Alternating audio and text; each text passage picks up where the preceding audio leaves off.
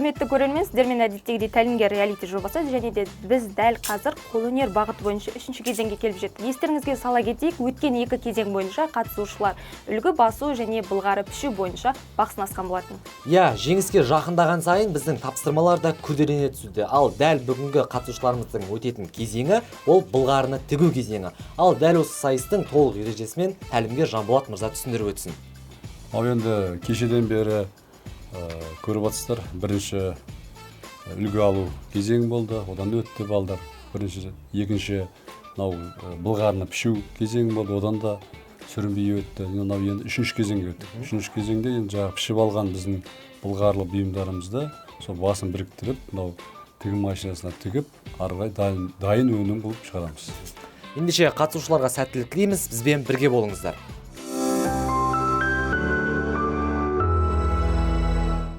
Бүгінгі кезеңіміздің басты құралы дәл осы тігін машинесі. Яғни барлық қатысушыларымыз бүгін осы тігін машинесімен толықтай жұмыс жасайтын болады. Ал енді бұл тігін машинесі маған да қызық болып тұр, сондықтан осы құрылғының жұмысымен танысайық. Маған бір көрсетіп жіберсеңіз. Ол жарайды. Ең бірінші табанын көтеру, түсіру солай үйретеміз. Сосын ары қарай жүргізуді тігін машинаны. Мынау лапы деп айтады. Табанын көтеріп түсіріп, көрдің ғой, анамен бастайын жүреді. Болды. Бастаймыз ба? Бастаймыз. Дайын ғой қазір, мен педальді бассам жүре береді. Педаль бассам ол жүре береді. Мына тігіс тұрып көрдің ғой, айттым. Осы тігіспен тіге қарап отырып ориентация жасайсың. Бұрып бары бер. Сайысымызды бастамас бұрын тәлімгермен ақылдаса отырып, бұл кезеңде қатысушылардың жүйелі жұмыс жасауын қадағалаймыз деп келіскен болатынбыз. Ал ендеше қатысушылардың жұмысын бірге бақылайық.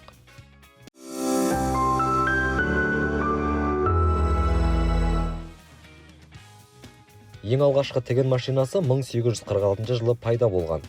Сол уақыттан бері бұл құрылғы қолөнерді айтарлықтай жеңілдетті. Ал тігін машинасымен жұмыс жасағанда ең басты ескеретін нәрсе қауіпсіздік пен дәлдік.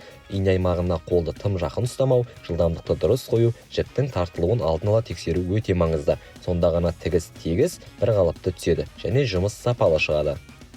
Арпа ішінде бір бидай демекші, қатысушыларымыздың арасындағы жалғыз нәзік жандымыз өз бұйымы туралы не айтады екен? Бүгін біз 3-ші кезеңді бітірдік. Сәл бойымды қуаныш билеп тұрғаны бар, себебі біз мына авианды жасап бітірдік, әркім өз моделінде. Мен осы ұнатқан түсімнен, ұнатқан типінде істедім. Барлығын тігіп шықтық, жабыстырып. Міне авианның іші осылай. Мынау жаңағы карточкалар, жеке куәлік салуға болатын нәрселер. Мына жағына тағы ақша салуға болады, екінші жағына тағы да ақша салуға болады. Мына жерге майда тиындарды салып қоюға болады. Болды, осы қарапайым стильде. Мен бұл жұмысымды, өзімнің жұмысымды қанша бірінші рет істелгенмен болған екен, аккуратность бар, бірақ кейбір жерлерінде тағы да өзім көргендей, өзім бақылағандай бар. Жұртқа көрінбесе де өзім істегеннен кейін мен бұл жұмысымды 5.000 мен 10.000 арасында бағалар едім. Себебі қарапайым жасалған, қарапайым оюлардан, қарапайым дүниеден жасалған нәрсе. Өзім жұмысымды, уақытымды, материалды бағалай келе, сол 5.000 мен 10.000 жобасында бағалар едім. Менде бойымда шаршау бар, бірақ сонда да ісімнің нәтижесі қолымда қазір тұр. Ағаш өнерінен тәжірибесі бар бекзат үшін былғарыдан бұйым жасау қаншалықты қиындық туғызды екен? Әлде керісінше оңай болды ма? Оны өзінің пікірінен білейік. Ал мінекей 3-ші кезеңде бітті. 3-ші кезеңде біз портмені бітірдік, тіктік. Жұмыс жасағаннан қарағанда, жасап болғанда бұйымның қуанышы бөлек болады екен. Мінекей портмені өте ұнап тұр өзіме.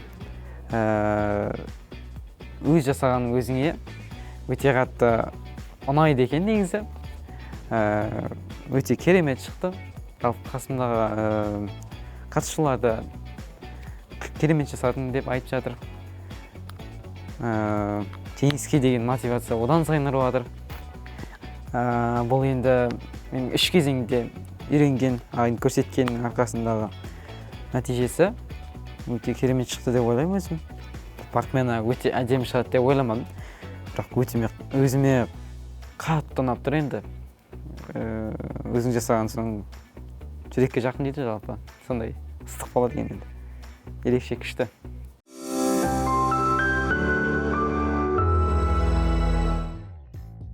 сүйікті түсім осы деп қызыл түсті былғарыны таңдаған Есқали әмиянды біреуге сыйлайды ма? Әлде өзіне қалдырады ма екен? Мен осы портмонені істеу кезінде бүкіл тиянақты және ұқыпты қылып істеуге тырыстым.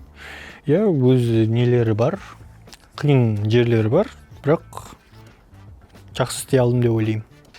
Бұл менің біріншіден былғарыдан істеген зат.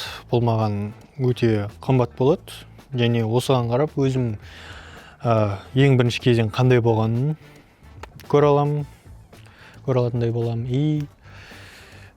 Бұл маған қатты қымбат зат болады. Сайыс басталғалы алғашқы қолөнер бұйымымды сатуға шығарамын деген Даниалдың туындысы өз ойындағыдай шықты ма екен? Сәлеметсіздер ме? Міне көріп тұрсаңыздар, мен бұйымды жасап біттім. Бұл 3-ші кезеңнің бастамасы. Мен бұйымымды осындай қылып жасап шығардым. Ішіндегі жаңағы кожасы, сыртындағы кожасымен бірдей, және де ою өрнектері арқылы сызылған ашып жапқыш және де ою өрнек суреті. Бүгін барлығын істеп біткеннен кейін, өз ою өрнектерін салып біткеннен кейін, осы істеген еңбегіме өте қатты қуанышты болып отырмын.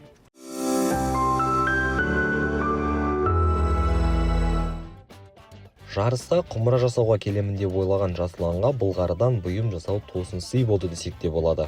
Былғарыны меңгеру оңай болды ма? Өзінен сұрайық. Бүгін өз амиям өзім ұстап тұрмын, бүгін бітіріп.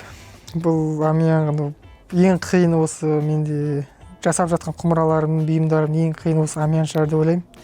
Өйткені бірінші кезеңде біз эскиз сыздық, бір эскизде мен 5-6 рет қателестім. Кожада да бір чуть-чуть қателіктер кеткен кездер болды. Амиян өзіме ұнады. Өз көңілімде жаман қатты шықты. Күшті болды. Бір чуть-чуть қорқыныштар болды. Бір-екі қателіктерім болды осы амиянға. Бір оны дұрыстау қолымнан келді. Бұл амиян өзіме жақын болып кетті. Осындай болып кетті десе, баламдай болып кетті десе болады. Бір жағынан қуанышты болып тұрмын. Амиян жасағаныма өзіме. Ертең бізге ең соңғы кезең. Бұл кезең енді біз қорқытып отыр, чуть-чуть қорқыныш болып тұр бізде. Бірақ уақыт өткен сайын менде өзіме деген талпыныс күшейіп жатыр, жайлап шабыт оянып жатыр десе болады даже. Әйтеуір енді кезеңге қатысушыларға да, өзімге де сәттілік тілеймін.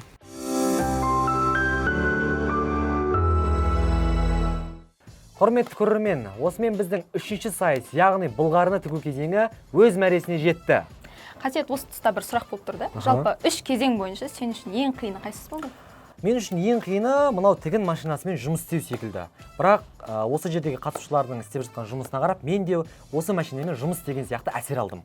Рас айтасың, Қасиет. Негізі жалпы ойдағы дизайнды бұйым бетіне түсіру, осы тігін машинасын үйрену, бұл тәжірибелік пен батылдыққа жетеді.